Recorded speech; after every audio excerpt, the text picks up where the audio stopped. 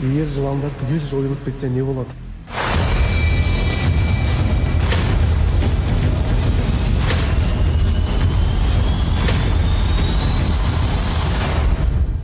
Шыныңды айтшы, егер ертең оянсаң, жер бетінде бірде-бір жылан қалмаса, сен қуанар ма едің?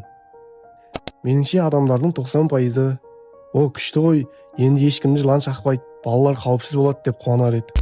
Дүниежүзілік денсаулық сақтау ұйымының мәліметі бойынша, жыл сайын 4,5 пен 5,4 миллион аралығында адамдар жылан шағуына ұшырайды. Оның 1,8 пен 2,7 миллионға жуығы улануға әкеледі. Шамамен 81 мыңнан 138 мыңға жуық адам қайтыс болады. 400 мыңнан астам адам мүгедектік немесе ұзақ жарақат алады. Расында жылан шағуынан болатын өлім-жітім азаяр еді. Бірақ адамзат бір сұмдық жағдайдың орын аларын сезбейді. Видео басталмас бұрын лайк басып, пікір қалдырып, арнаға жазыла кетіңіз. Бұл мен үшін келесі видеоның шығуына үлкен қолдау. Көпшілігіміз егерде жыландар жоғалса, қауіп те бірге жоғалады деп ойлаймыз. Бірақ шындық мүлде басқа. Алғашқы күндері ештеңе өзгермейді. Бір ай, бір жыл, тіпті бірнеше жыл да өтуі мүмкін. Адамдар, жыландарсыз өмір әлде қайда жақсы екен ғой деп ойлайды. Ал енді ең маңызды сұрақ: жылансыз әлем жақсырақ па? Сырттай қарасаң бірақ шын мәнінде бұл экожүйенің тепе-теңдігі бұзылған сәт. Ал енді елестетіңіз, жыландар жоқ. Бірақ күндердің бір күнінде жер астында қозғалыс басталады. Тышқандар, егеу құйрықтар бірнеше емес, мыңдап, 100 мыңдап, миллиондап егістікті жайпайды. Астықты құртады, ауру таратады.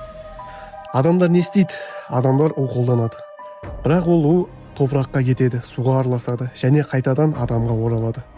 Көп адам осы сәтте былай ойлайды: жыландардан басқа тышқандарды мысықтар да аулайды ғой деп. Мысық тышқан ұстайды. Үкі, бүркіт, сұңқар да кеміргіш жейді. Бірақ мәселе мынада: олар жыланның орнын толық баса алмайды. Себебі жыландар жер астындағы індерге дейін кіреді. Түнде де, күндіз де жорыққа шығады. Жемтігін аулайды. Өте кең аймақты тазалайды. Яғни жылан экожүйедегі үнсіз санитар. Ал салдары ше? Кеміргіш көбейсе, егін азаяды, азық-түлік қымбаттайды, ауру көбейеді. Лептоспироз, хантавирус, оба аурулары тарайды. Бұл теория емес, бұл нағыз шындық. Тіпті медицинаға да әсер етеді. Кейбір дәрілер жылан уынан алынған молекулалар негізінде жасалған. Яғни жылан тек қауіп емес, ғылымға да ресурс. Енді ең қызық жері, жылан бір күнде жойылса, адамзат ертең-ақ құлап кетпейді. Сондықтан көп адам ойлайды: онда ештеңе болмайды ғой деп. Бірақ шындық басқа. Салдары бірнеше жылдан кейін білінеді. Бірақ өте ауыр болады. Қорыта айтқанда, табиғатта артық нәрсе жоқ. Біз қорқатын жануар кейде бізді байқамай қорғап жүреді. Жыландар жойылса, қауіп азаймайды, керісінше қауіп көбейеді. Ең үлкен сұрақ: біз шынымен табиғатты түсінеміз бе? Әлде тек өзімізге ыңғайлы бөлігін ғана жақсы деп санаймыз ба?